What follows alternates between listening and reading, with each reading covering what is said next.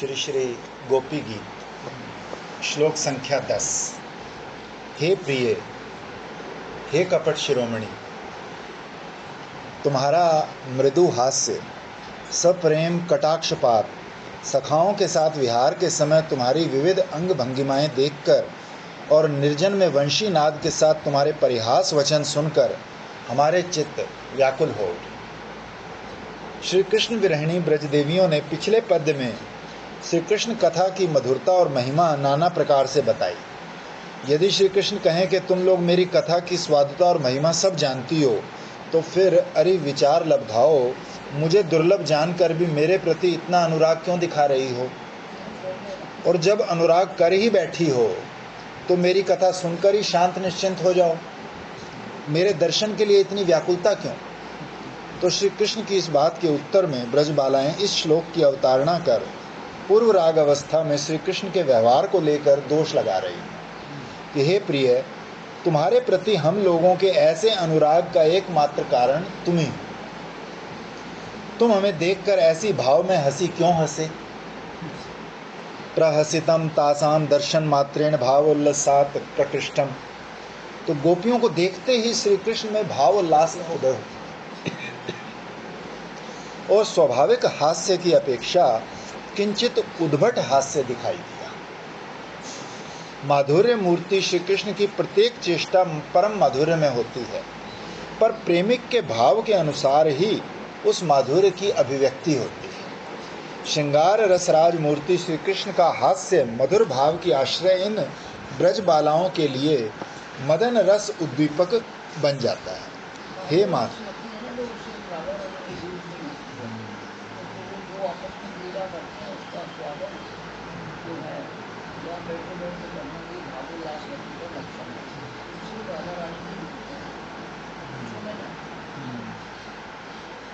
हे माधव, शरणागत जन के हृदय के अंधकार का नाश करने वाली, ब्रज रमणियों के अनंग को बढ़ाने वाली, सुधा सिंधु के माधुर्य का तिरस्कार करने वाली शारदीय चंद्र कांति की तरह तुम्हारी ये स्मित कांति या ईशत हास्य मुझे असीम आनंद प्रदान करे। तो ब्रज बालाओं के पूर्व राग की दशा में श्याम सुंदर के मृदु हास्य के आकर्षण का प्रभाव वर्णन किया है। सखी, हरि ने हंसकर मेरी ओर थोड़ा देखा, इससे मेरा कौतूहल सफल हुआ। मुझे देखकर हरि अनमने हुए, लगा जैसे मनमथ ने उनका मन बाण से विद्ध कर दिया। उनका ललित अंग लक्ष्य किया, लगा जैसे पद्म पत्र छू रही हों। उनके वर्तनों से धर्म बिंदु निकलने लगे, लगा जैसे निर्मच्छन आरती के बाद सनक्षत्र चंद्रमा को फेंक दिया। हरि परम रसाल होकर कांपने लगे, लगा जैसे मदन जप में लगे तमाल को गला रहा है। विद्यापति कहते हैं कि हरि कमल मुखी को चेतना युक्त कर रहे हैं, अर्थात उसके मन में काम चेतना जगा रहे हैं। यह हास्य कैसा है? जिसके साथ नैनों का सप्रेम दृष्टिपात मिला हुआ है। कीदृशम, जिसका मुख कमल मधुरतर हास्यामृत अति मनोहर हो रहा है, जिसका मनोज्ञ केश कलाप शिखिपिच्छ द्वारा सुशोभित है, विशाल नयनों से युक्त वही कोई अपूर्व ज्योति मेरे इस चित्त में चिरकाल प्रकाशित हो, जो विषय रूपी आमिष मांस ग्रास का लोभी है। इस श्लोक का श्री कृष्णदास कविराज की सारंग रंगदा टीका का मर्म ये है कि अंतरदशा में श्री लीला शुक्र राधा रानी की सखी के भाव में उनकी वाणी का अनुवाद कर रहे हैं कि सखियों, ये अपूर्व अनिर्वचनीय ज्योति मेरे हृदय में सदा ही विराजे। सखियों, तुम लोग कह सकती हो कि जब संताप देना ही कृष्ण का कार्य है तो उसे स्मरण करने से क्या लाभ? ये बात ठीक ही है, पर मैं क्या करूं बताओ? मेरा चित्त तो मेरे वश में नहीं है। विषय विष रूपी आमिष ग्रास का लालची है, जो विशेष रूप से चित्त को स्नेह आसक्त करे, अर्थात अपने माधुर्य मधु से मनोभृंग को बांध कर रखे, वही विषय है। श्री कृष्ण को छोड़ ऐसा विषय और क्या है? ये विषय विष की तरह दाहक है, इसलिए ये विष भी है। यदि तुम सब कहो कि विष जैसा दाहक है, तो इसमें आसक्ति पोषण करने से क्या लाभ? तो सुनो, ये श्री कृष्ण आमिष की तरह लोभनीय है। इनमें जो आसक्ति है वो छोड़ी नहीं जा सकती। मेरा चित्त सतत श्री कृष्ण रूपी विषय विष आमिष के प्रति आकृष्ट है। तो फिर गोपियों को देखकर श्री कृष्ण के उन विशाल लोचनों के कटाक्ष बाण, अघारी श्री हरि के वो कटाक्ष रूपी शर तुम लोगों को असीम आनंद प्रदान करें, जो काम धनु की तरह उद्धृत खिंची उन्नत धनुष सी बोहों से निकलकर पतिव्रताओं के हृदय वज्र को भेदने में, वर वर्णियों के कठोर मान कवच को छेदने में समर्थ है। इसके बाद गोपियों ने कहा, सखाओं के साथ तुम्हारी क्रीड़ा विशेष, हमें देखकर सखा को आलिंगन आदि करना, ये हम लोगों के साथ मिलन आदि भावों का द्योतक है। इस प्रकार कितने शत सखाओं के साथ मिलन व्यवहार और अंग भंगिमा इत्यादि जो हमारे हृदय में तुम्हारे साथ मिलन आदि भावों के अभिव्यंजक हैं, तुम्हारी उन्हीं सब भाव चेष्टाओं ने हम लोगों के हृदयों में तुम्हारे साथ मिलन की आशा को बद्धमूल कर दिया है। फिर निर्जन में जाकर वेणुवादन आदि द्वारा नम्र उक्ति, ये हमारे लिए सबसे अधिक मर्मस्पर्शी है। तुम्हारे साथ हमारे मिलन आदि भावों का सुस्पष्ट इंगित है। इसमें ब्रज गोपियों का चित्त आकर्षित करने के लिए जो सब दूतियां रहती हैं, उनमें ये वंशी ध्वनि श्रेष्ठ है। गार्गी ने कहा, आहा, सदवंशज वंशी ध्वनि रूपा दूती की कैसी आश्चर्यजनक शक्ति है। वो कुल कामनियों की लज्जा का उच्छेद करती है और उसे श्री राधा को घर से वन में आकर्षित करने का भार प्राप्त है। अतः उसकी जय हो। ये उज्ज्वल नीलमणि से गोपियां कहती हैं,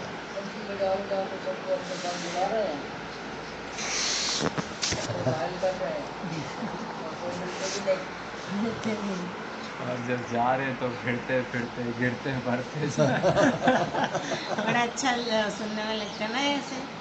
और एक वो भी जब वो कान से फूल इधर से उधर लगता है, वो भी सुनना बड़ा अच्छा लगता है। हे प्रिय, हे लोभन, आशा ही आशा में और कितना समय बिताएं बताओ, और सहन नहीं होता। हे प्राणों के प्राण, एक बार दर्शन दो। अब तो हर समय बस तुम्हारी उस मन उन्मादक हंसी की बात, तुम्हारी उस प्रेम भरी चितवन की बात, तुम्हारे उस ध्यान मंगल विहार की बात ही याद आती है। जो हमारे प्रत्यक्ष उपभोग का विषय था, वो अब तुम्हारे अदर्शन से ध्यान का विषय बन गया। तुम्हारी कायिक वाचिक और मानसिक चेष्टाओं की बातें याद आती हैं तो वो प्राणों को व्याकुल कर डालती हैं। हमारे कोटि कोटि जन्मों के सौभाग्य के फल स्वरूप जब यमुना पुलिन पर तुम्हारे साथ हमारा मधुर मिलन हुआ था, तब तुम ही ने कहा था, तुम लोग मेरी प्रियतमा हो, मैं अवश्य ही तुम्हारा इष्ट साधन करूँगा। तुम्हारी वो प्रतिज्ञा कहाँ गई? अब तो तुम हम लोगों के प्रति उपेक्षा प्रदर्शित कर रहे हो। अब तो हमें लग रहा है कि आरंभ से अंत तक तुम्हारी कपटता ही रही, केवल कपटता। बोलो, तुम ठग छलिया शिरोमणि को छोड़ और क्या हो?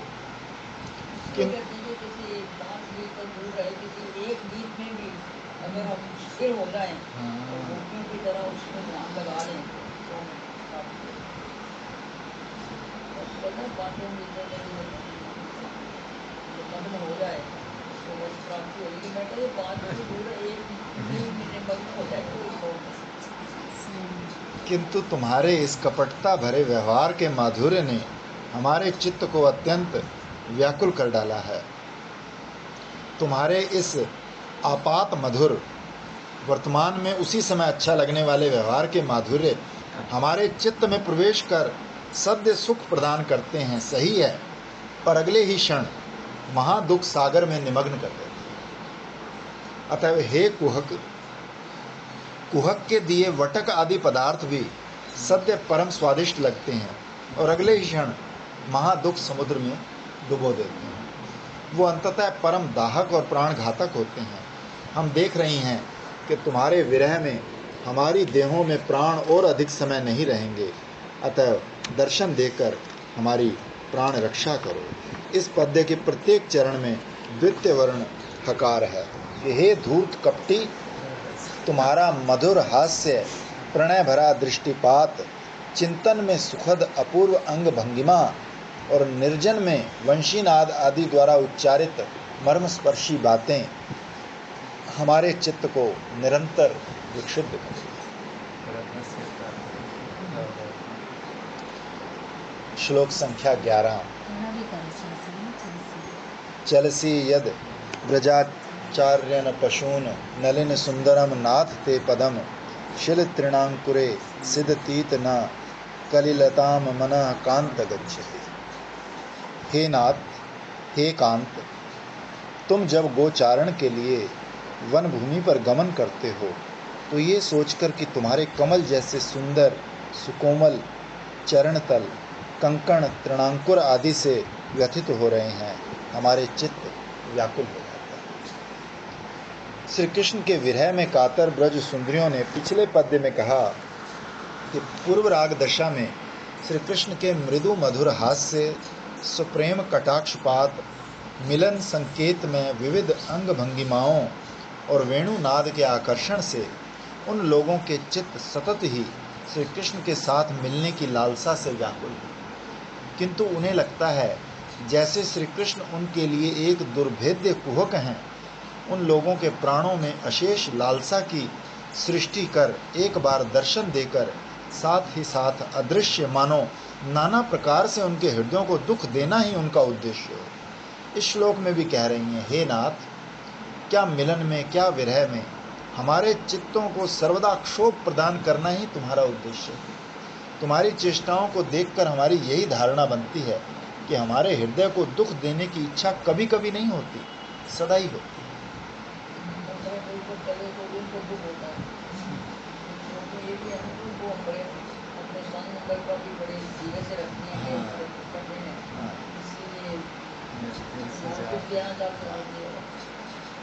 तुम्हारे साथ क्या मिलन क्या विरह, हमें तो दुखी भोगना है। तभी कवि ने इन लोगों के भाव को अनुवाद करके कहा है कि बड़ो वेदनार मतो बेजोच्छ है तुम्ही आमार प्राणे। तुम्हें मैंने बड़ी वेदना की तरह प्राणों में अनुभव किया है। हे नाथ, तुम ब्रज से वन में जाते हो तब से गृह प्रत्यावर्तन तक हमारे मन में बस भीषण चिंता ही बनी रहती है। ब्रज शब्द के विविध अर्थ हैं, समूह, गोष्ठ, पथ। गोस्थान ही गोष्ठ नाम से प्रसिद्ध है। गोपों के निवास को भी ब्रज कहा जाता है। श्रीमद् भागवत के दशम स्कंद के आरंभ में बहुत स्थानों पर यह पद देखने में आता है। गोप गीता के प्रथम पद्य में इसी श्लोक की प्रतिध्वनि देखने को मिलती है। ब्रज शब्द का प्रसिद्ध अर्थ ही है कि नंद आदि गोपों का आवास स्थान। ब्रज धातु का शब्द अर्थ लें तो ऐसे पथ को भी ब्रज कहा जा सकता है जिस पर लोग आते जाते हों। इसका अर्थ यही है कि हे कृष्ण, तुम जब पशुओं को चराने पथ से विपथ पर कंकण कंटक भरे स्थानों पर जाते हो तो तुम्हारे नलिन सुंदर पगों में तृणांकुर शिला आदि से कलेश उत्पन्न हो जाता है। अथवा पशु तो निर्बोध हैं, वो ऐसे पथों पर भी चले जाते हैं जो तुम्हारे पाद पद्मों के लिए दुर्गम हैं।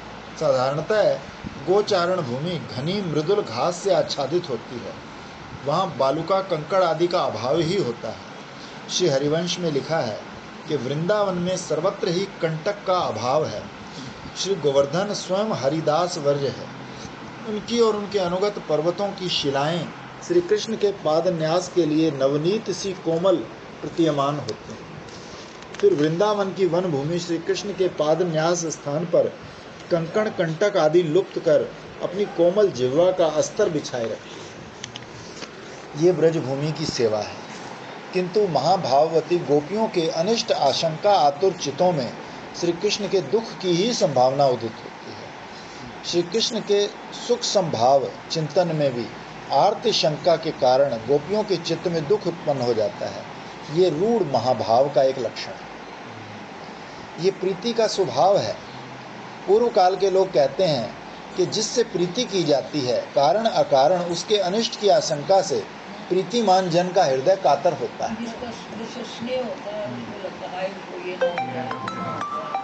घर से चलेगा तो जब तक वापस ना आएगा वो तो यही रहेगा, अभी तक आया नहीं आया, क्या हो गया, मौका लगा। ये बंधुत्व का लक्षण है। दीदी रूढ़ माँ भाव क्या है? रूढ़ महाभाव जो भाव से भी ऊपर हो, मतलब ये है कि हर वक्त उसकी चिंता ही जिसकी होती है, स्तर की बात है। ऊपर ही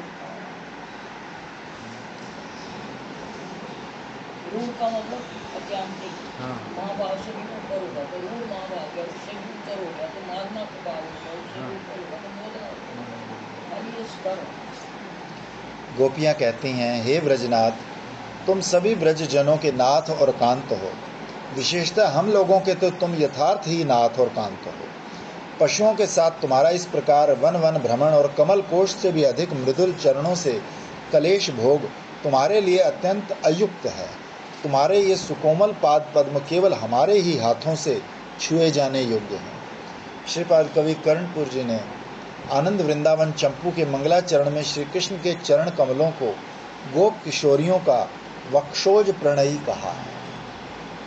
मैं श्री कृष्ण के चरणाविंद युगल की वंदना करता हूँ। ये पाद पद्म मृग नयनी ब्रज सुंदरियों के स्तन द्वय के प्रेमास्पद होने से उन ब्रजांगनाओं के स्वभाव सिद्ध अंग राग को ही प्रकट करते हैं। श्री चरण तलों की अरुणिमा, स्तनों के अग्रभाग के कुमकुम का, श्री चरणों के ऊपर की नीलिमा, स्तनों के नीचे की कस्तूरी का, नख चंद्रों की कांति लहरी, स्तनों के मध्यम मंडली वर्ती चंदन का निष्कपट भाव से विस्तार किया करते। पूतनारी श्री कृष्ण के श्री चरण कमल अपनी सम्माहन आदि सेवा में नियोजित कर हम लोगों की रक्षा करें। आहा, इन चरण कमलों की माधुरी का और क्या वर्णन करूं। रक्त वर्ण और स्निग्ध अंगुलियां इन चरण कमलों के पत्ते हैं। श्रीमती राधिका के स्तन मुकुलों में आलिंगनबद्ध लगे हुए कुमकुम चूर्ण रूपी पराग द्वारा इन पाद पद्मों की अरुणिमा जन्मी है। भक्तों की श्रद्धा ही इनका मधु है। नखों का प्रभा पुंज ही इनका केसर जाल है। जंघा ही इन पाद पद्मों की नाल है। श्री कृष्ण के सुशीतल श्री चरण कमल श्रीमती राधा रानी के कर युगल द्वारा संलालित हैं। श्री गोविंद लीलामृत से।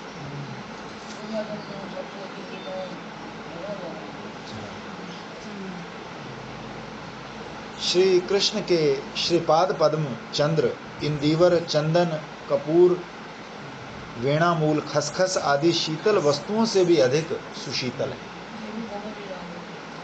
श्री राधा के स्तन संग के अतिशय लोलुप, उनके हाथों से संलालित, उनके कुछ कुमकुम से चर्चित समस्त शोभा और लीला के आस्पद वो सुंदर सौरभान्वित श्री चरण कमल हमारे सदा संवाहनीय।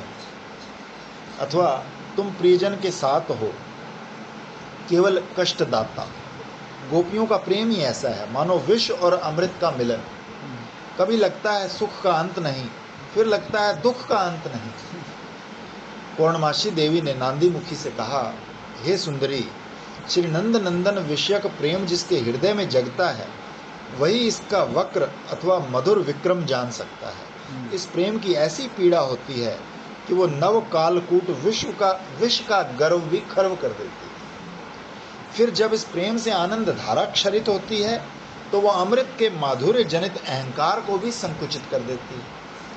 अंत में आनंद की अनुभूति दब कुचल कर मानो दुख भोग ही सार बन जाता है।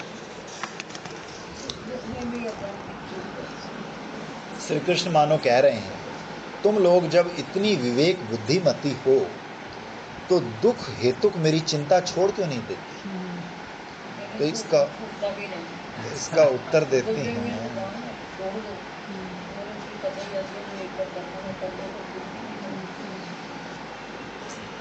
मन न रहे 10-20।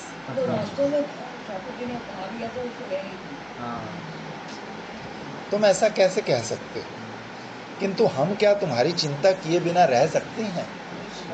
वायु के बिना प्राणी बचे तो बच भी सकता है, जल के बिना मछली के लिए भी जीवन धारण करना संभव हो सकता है, किंतु हम लोग तुम्हारी चिंता किए बिना एक मुहूर्त भी नहीं रह सकती। तुम हमारे कांत, प्राणेश्वर और जीवन नाथ जो। श्री कृष्ण मानो कह रहे हैं कि विज्ञ जन कहते हैं कि जीव अपने मन को प्रिय जितने आत्मीय बंधु बांधव बना लेता है, उतने ही शोक रूपी कील कटार हृदय को बेंधते हैं। इस संबंध सृष्टि का विस्मय फल ही है शोक शंकुओं की सृष्टि करना। प्रीति संबंध स्थापित करने में यही दोष है। इस क्लेश जनक प्रीति संबंध को ही छिन्न कर दो। यही तो छिन्न मतलब इंसान समझता है मैंने सब छोड़ दिया लेकिन जब सब छोड़ देते हैं तो पता चलता है कि कितनी पीड़ा होती है।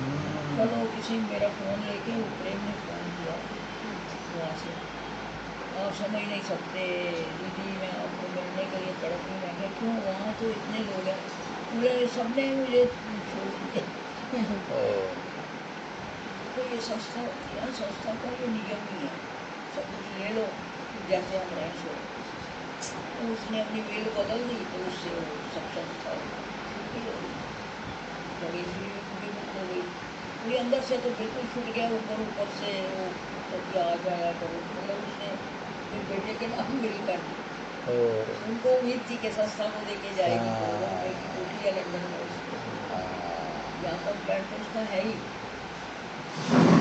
ये भी बंद तो चला जाएगा, वो बागेश्वर को चला जाएगा, और वहाँ का जो था वो अभी कि हमें देखे जाएगी। तो मैंने कहा आप पता लग गया, मैं क्या अकेली का है, तो मैं क्या भगवान अंदर रहना था, अकेले का है ये कहता है। तो अभी आना नहीं है उन्होंने, अब आना नहीं है। कहती है ये सब झंझट में पता नहीं ये व्यवस्थित करना है, वो करना है, मेरा आना हो नहीं रहा। आने को तो ललाए तो आएगी, ठाकुर जी बुलाएंगे तो। अभी बात ये है कि अब उसको राग सुख खत्म हो गया ना उसका, समझिए ना इस बात। प्रीति संबंध स्थापित करने में यही दोष है। इस क्लेश जनक प्रीति संबंध को ही छिन्न कर दो। तो इसका उत्तर देती हैं, हमारा मन तुम्हारी ओर दौड़ा जाता है, हम क्या करें। हमारा संकल्प विकल्पात्मक मन बुद्धि वृत्ति की अपेक्षा नहीं रखता। यदि कृष्ण ये कहें कि मन भी तुम्हारा है, मन को ठीक क्यों नहीं कर लेती, तो वो उत्तर देती हैं, हे कांत। तो वो उत्तर देती हैं, हे कांत, हे मनोहर, हमारा मन क्या अभी हमारा है। मन न रहे तो हे कांत, हमारे मन की कभी नहीं होती, हमारे सदर मन की होती है। वो कैसे वो चाहते वो होता, मैं तुम्हारा मन ही नहीं है, मैंने उसको दे दिया। तो वो फैसला करे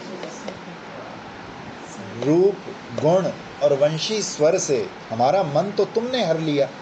इसलिए हे नाथ, हमारा प्राण अंत कर, ये दुखदायी वन भ्रमण क्लेश त्याग कर हमें दर्शन देकर प्राण रक्षा करो। इस श्लोक के इस अंश की व्याख्या में श्री विश्वनाथ चक्रवर्ती पाद ने लिखा है कि इस व्युत्पत्ति के अनुसार गोपियां कहती हैं, हे नाथ, तुम जब गोचारण के लिए जाते हो तो हमारे साथ हमारे मन का कलह होता है।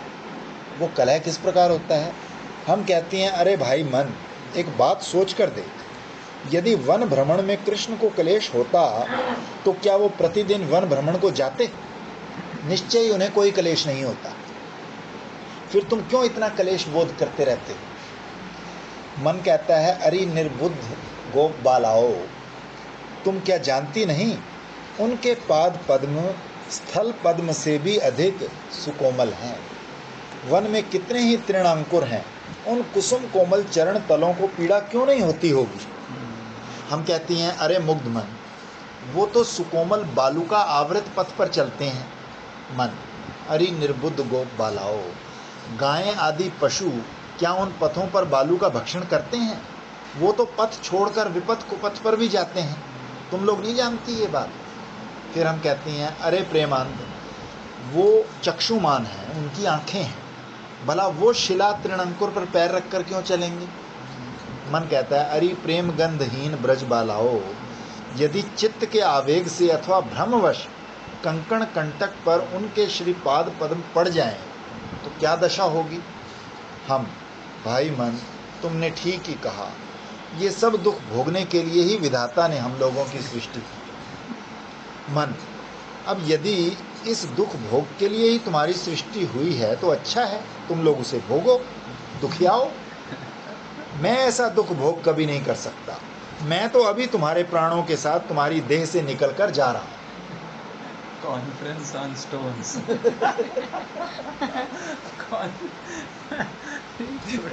क्या क्या जबरदस्त व्याख्या है। कृष्ण चक्रवर्ती क्या ऐसे करते हैं मस्त। रसिक व्याख्याकार श्री चक्रवर्ती पाद ने गोपिका के प्रेम के अनुरूप एक अभिनव आस्वादन में व्याख्या की है।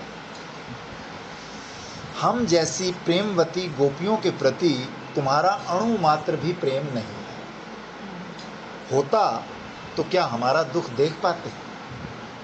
हम लोग तो तुम्हारा दुख तिल मात्र भी देखने में समर्थ नहीं। तुम जब गोचारण के लिए वन गमन करते हो, तुम्हारे चरण तृणों से व्यथित होते हैं, वो व्यथा क्या हमारे प्राणों को नहीं लगती? कहाँ तुम्हारे नव पद्मपत्र कोमल शोभायमान पद युगल और कहाँ अति तीक्ष्ण तृणांकुर, ये चिंता ही हमारे मरण का कारण बन जाती है। श्लोक संख्या 12।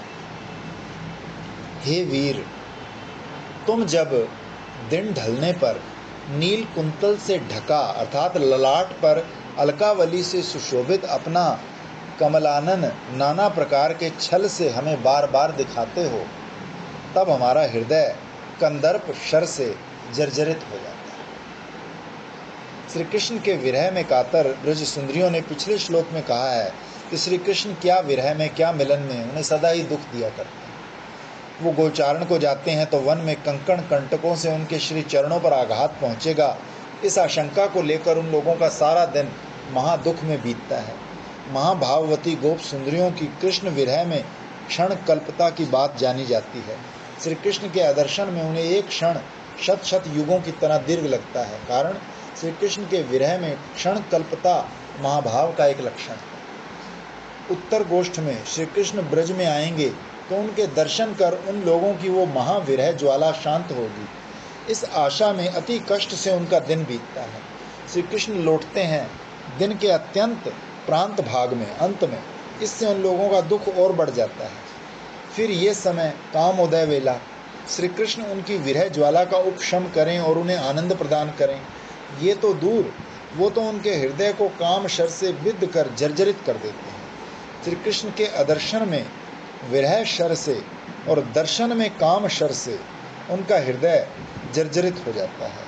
इस प्रकार क्या विरह क्या मिलन, ब्रज बालाओं को किसी भी समय सुख नहीं। उत्तर गोष्ठ काल में श्री कृष्ण के मुख के लिए तो देखो क्या दुख होता है, सुख और विरह होता है, उसको तो लोगों में उसका भाग ही समझना चाहिए। मतलब यह है कि अपना मन उनको दे देना चाहिए। हमारा जी कहा करते थे कि सन्यासियों के लिए तो मन बुद्धि इंद्रियां ये किसी काम की नहीं है, भक्तों के लिए तो काम की है, क्योंकि मन है तो इंद्रियां काम करेंगी, सेवा करेंगी।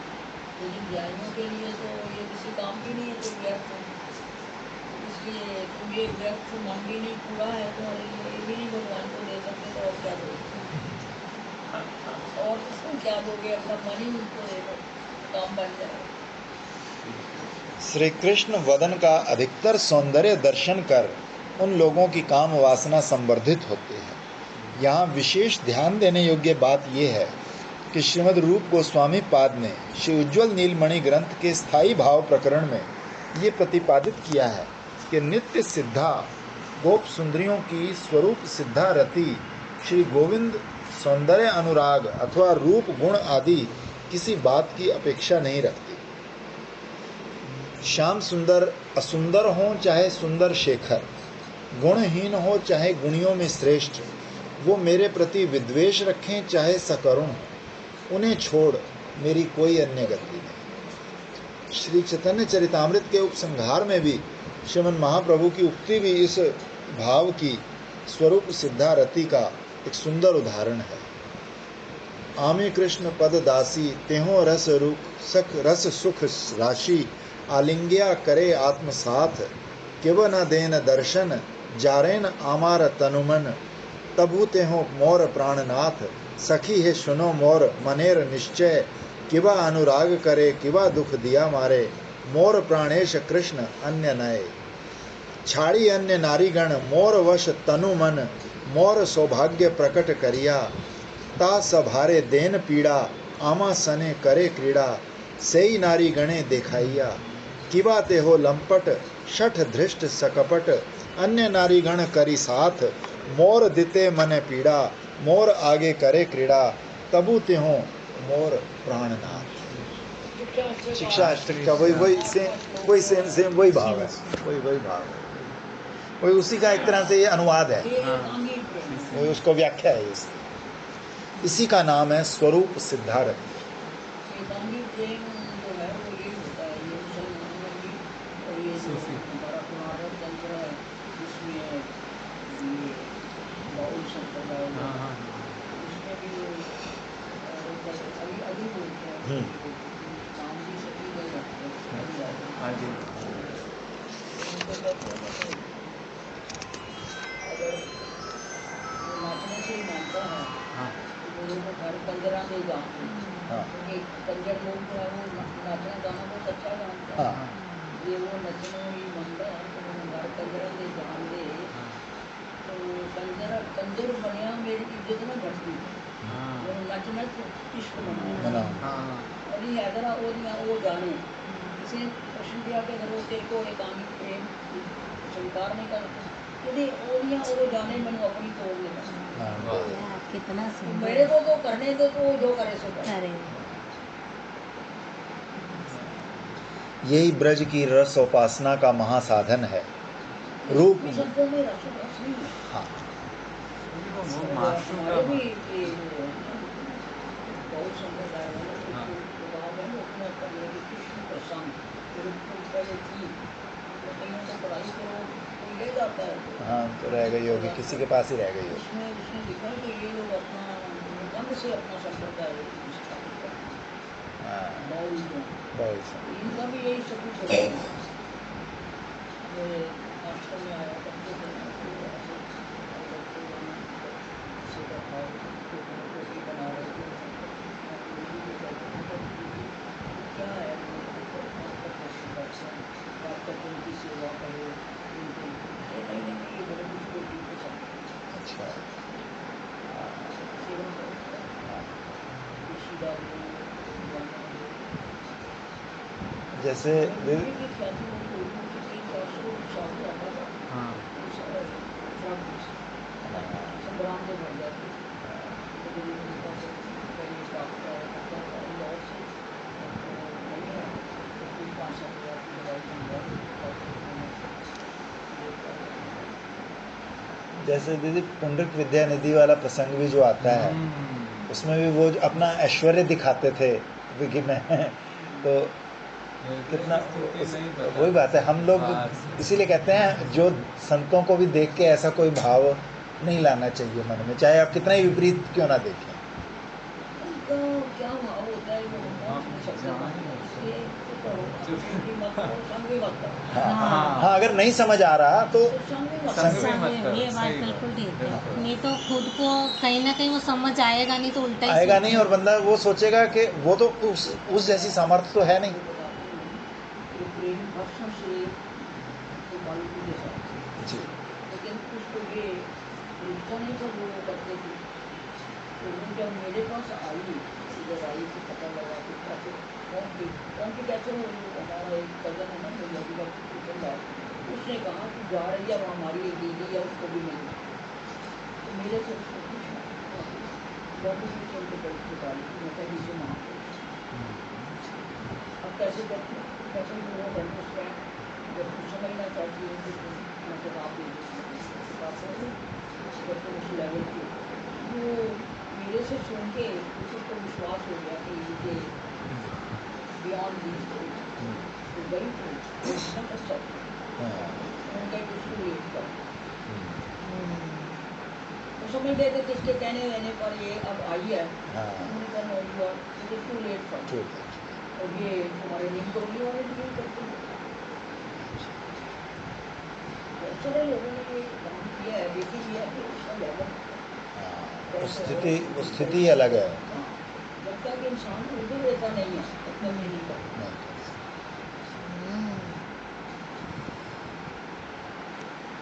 जो भी वैसे तो कई लोग लिमिटेड है, हाँ पर फिर भी कई कई अंकल प्रेम बाबा का भी सुना था ना इससे हाँ पहले। इसे सुनो ये जो राधा वल्लभ वाले हैं, प्रेमानंद बाबा, जो राधा वल्लभ संप्रदाय के हैं जी। इनका सुना था हमने। सुनने में ऐसा आया। उसका अधिकार है वो करे, जिसको रुचे वो करे, हाँ जिसको रुचे वो कराए, और जिसका अधिकार है वो करे, अब ये वो करे। मतलब ये उनके बारे में मैंने सुना है, ये उनके बारे में भी नहीं बोलना चाहिए, किनका? उनके बारे हाँ में जी मैंने देखा नहीं, उनके बारे में सुना, नहीं। तांत्रिक प्रयोग भी करते वो जो कौन? हाँ वो जो प्रेमानंद बाबा। हाँ प्रेमानंद बाबा। क्या कोई तांत्रिक प्रयोग मतलब हिप्नोटाइज टाइप का एक वो कोई होता है, हाँ, वो शिव के उपासक रह चुके हैं ना वो हाँ। लोग। पता नहीं है ज़्यादा, हमें हाँ। ऐसे तो सुना था। अपने को इसमें क्या हाँ हाँ, ठीक है। जो कोई कर रहा है। हाँ जो भी हो, ब्रज देवियाँ इस श्लोक में उत्तर गोष्ठ में ब्रज आगमन के समय श्री कृष्ण के वदन कमल की शोभा विशेष का वर्णन कर रही हैं। वदन कमल को जलरु हाननम न कहकर वनरु हाननम कहा गया है। मानो श्री कृष्ण का मुख कमल देखकर गोपियों के आगे वन की अवस्था उभर कर आ रही है, अर्थात उनकी वन विहार माधुरी का चिन्ह मानो उनके मुख कमल पर लगा हुआ था। अथवा वनरु हाननम से उन लोगों का अभिप्राय भी था कि हम तुमसे ग्रहरति नहीं चाहती, हमारा काम में ये वनरति ही है। ब्रज में परकिया मधुर रस में श्री कृष्ण के साथ निकुंज विहार, निकुंज लीला ही गोपियों का काम्य है। वैकुंठ में श्रीमन नारायण की इन लोगों का जो है ना सिद्धांत, तो ये इसीलिए इसको साधारण वैष्णव संबंध हाँ कलयुग की वस्तु नहीं है।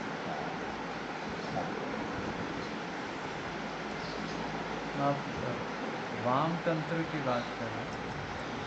ये जो पुरातन तंत्र की बात है ना, तांत्रिक है, और ये जो अधिकारी है इसको ही करना चाहिए।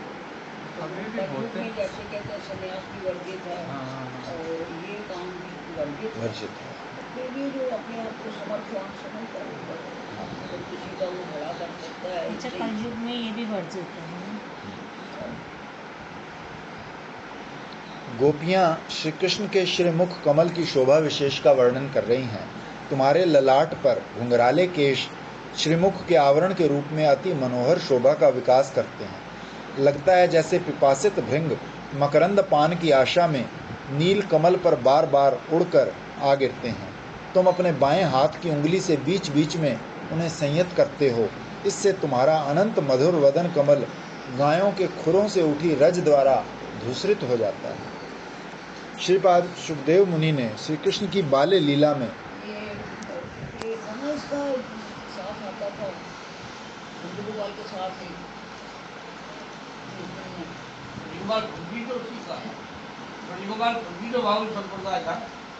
अच्छा। साथ एक और वो तो उसी में ही था। अच्छा, वही कौन ब्रजगोपाल सा? की तो शादी से ब्याह किया शादी रखी हुई है। ब्रजगोपाल खुद भी बाबुल संप्रदाय, एक बात में चला था, नहीं मालूम, यही की बात है। लेकिन नंदन ने बताया कोई बात में कोई बात चल रही, यही की बात है। बात संजय के इसी से तो पुंडरीक से मेरी लड़ाई हो गई ना, तो उसने कंडेम किया, तो मैंने उसको कहा मैंने कहा अगर हमारी रचना हो जिस बात पर तो खाम खाने अपराध नहीं करना चाहिए, ये भी एक संप्रदाय है। और मैंने कहा तुम कुछ जानते नहीं हो, तो मैंने कहा ऐसे ऊपर से देख के मैं बड़े बड़े महापुरुषों ने ये आहा, दिन ढलने पर ब्रज प्रांत में तुम्हारे ऐसे वेश को देखकर ही हमारे भीतर कंदर्प का उद्गम होता है। इस पूर्णिमा की रात वन के बीच तुम्हारे मोहन नागर वेश में पाकर भी सहसा खोकर हम अति दारुण ज्वाला भोग रही हैं। तुम्हारे स्मरण विशेष ने हमें प्राणांतकर दशा में ला पटका है। अतः विलंब त्याग कर अभी दर्शन देकर हमारी प्राण रक्षा करो। पिछले श्लोक में और इस श्लोक में जो बात परिव्यक्त हुई उससे ये भी व्यंजित हुआ कि हे कांत, तुम प्रतिदिन हमारे हृदय का आकांक्षित अभीष्ट पूरा किए बिना ही चले जाते हो, फिर भी हमारा मन तुम्हारे प्रति स्नेह ही वहन किए रखता है। कभी उदासीनता वहन नहीं करता। फिर हमारा हृदय जिस समर को वहन करता है वो भी तुम्हारा ही प्रेरित है, तभी वहन करता है, स्वतः प्रणोदित होकर नहीं। यही विभ्रत पद का तात्पर्य। फिर तुम्हारे प्रति स्नेहमय रूप में ही वहन करता है, रुक्ष भाव से नहीं। कारण क्योंकि हमारा स्नेह तो स्वभावज है। हम लोग तुम्हारे प्रति अनुरक्त होकर तुम्हारे संग लाभ की आशा से तुमसे मिलती हैं, पर तुम हमारे हृदय में केवल समर ही अर्पित करते हो, परस्पर स्नेह उचित संगदान नहीं करते। इससे स्पष्ट समझ में आता है कि हमारा सब कुछ तो स्नेह में है और तुम्हारा सब कुछ कपटता है। ब्रज गोपियों का फुलाना भी, समर का काम स्नेह में अथवा निर्मल प्रेम में है। फुलाना भी दे रही तो है। महाभाव का लक्षण है। निर्मा, इसको बोलते हैं निर्मा। हम माने देंगी तो वो आप देगा, फिर हमें मनाएगा। मान वही करते हैं जिसको ये आशा हो कि मुझे कोई मनाएगा। उसको पता है कि मरती तो मरे, मरते मर रोती है तो रोए। वो मान करेगी, वो हो ही नहीं पाती। मान करेगी नहीं। काम शब्द से साधारणतः अपनी इंद्रियों को चरितार्थ करने का साधन समझा जाता है, और उधर प्रेम शब्द से कृष्ण इंद्रियों को चरितार्थ करने का साधन समझा जाता है। काम व्यभिचारी और बहुविषयगामी है, प्रेम एकनिष्ठ है। उसकी गति सिंधुगामी गंगा प्रवाह की तरह अविच्छिन्न है। यहाँ काम शब्द के हे अंश को राधे तो ऊपर से नीचे निकाल दो। क्या तो वो लगा दो। काम का हे अंश अर्थात स्वसुख तात्पर्य अनुसंधान वर्जित होकर यदि उसके द्वारा भगवत सुख की अनुकूलता का अनुसंधान बन जाए तो वही काम परम पुरुषार्थ के रूप में शास्त्रों में बहु प्रशंसित होता है। कारण काम का उपादेय अंश तीव्र पिपासा ही वर्तमान रहती है, और वही अदम्य वेगवती इच्छा प्रेम के अनुगत्य में रहकर साध्य वस्तु का नए नए भाव से आस्वादन करती है। इसीलिए कहा है, सहजे गोपिर प्रेम नहे प्राकृत काम, काम क्रीड़ा साम्ये तार कहे काम नाम। इस विषय में श्रीमद जीव गोस्वामी पाद ने प्रीति संदर्भ में लिखा है कि ब्रज गोपियों का ये कांत भाव काम तुल्य होने से काम शब्द से अभिहित हुआ है। ये समर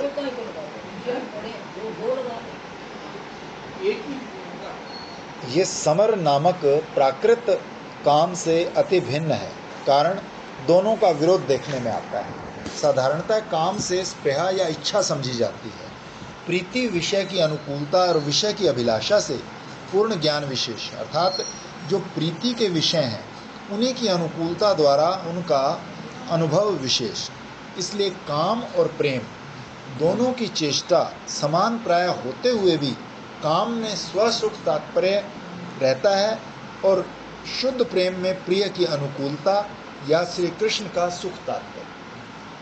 हे रमण, तुम्हारे गोचारण प्रसंग को लेकर वन वन विचरण करने के काम प्रेम के बीच में विशेष